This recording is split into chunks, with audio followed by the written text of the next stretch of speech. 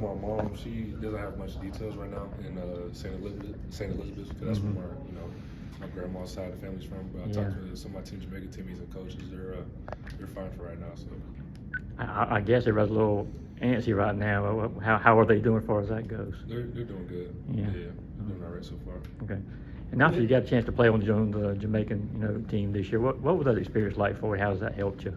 It was great, playing against and with a bunch of professional players like Norman Powell and even guys that are just overseas. So, I've been picking their brains on what to do next, because this is my last year at the moment. So I've been picking their brains and just trying to learn and become a better player for now. Mm-hmm. What were some of your favorite parts of the experience playing for Team Jamaica?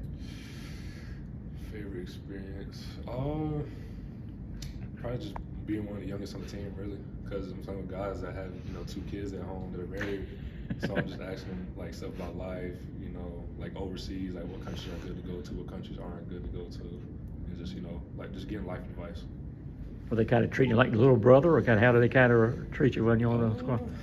I wouldn't say a little brother, but I kind of was acting like a little brother, just asking so many questions, because I'm just so eager to learn. Yeah.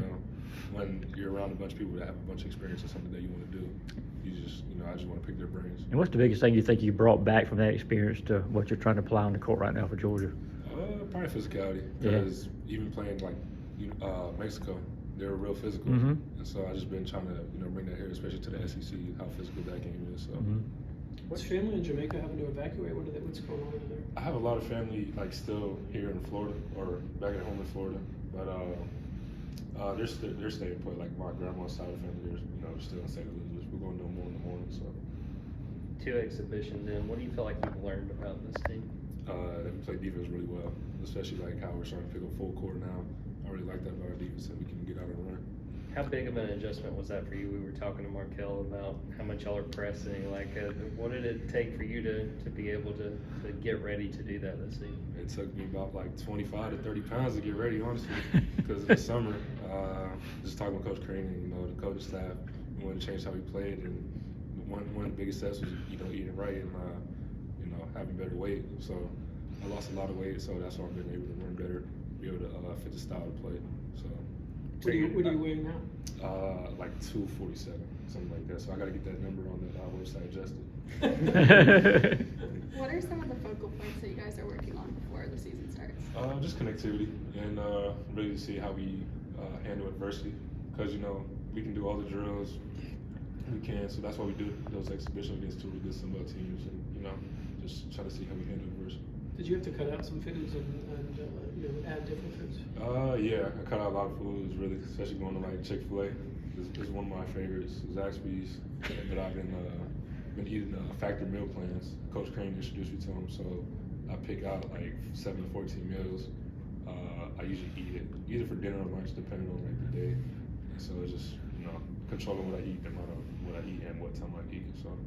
I know Santo didn't have to lose as much weight as you did, but he still said I think he said he lost 10 pounds throughout this year. Were y'all working out together throughout this whole thing, or? Man, Coach Crane had us dying in the weight room.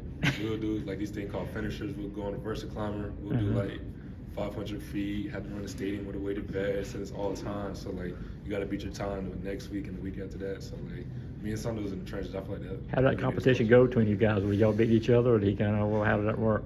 We would have our days. Sometimes I'll beat him, sometimes he'll beat me. But at the end of the day, it was fine through it together, just cheering each other on. We're a week away from the first game. Do you feel the anticipation building up around here, knowing it's just a few days away? Honestly, feels the same, because we treat practice like we're gonna play a game the next day. So I just feel like every day is having the same mentality. Is there an area or two with this team between now and March that you think you guys need to kind of step up to get where you want to go?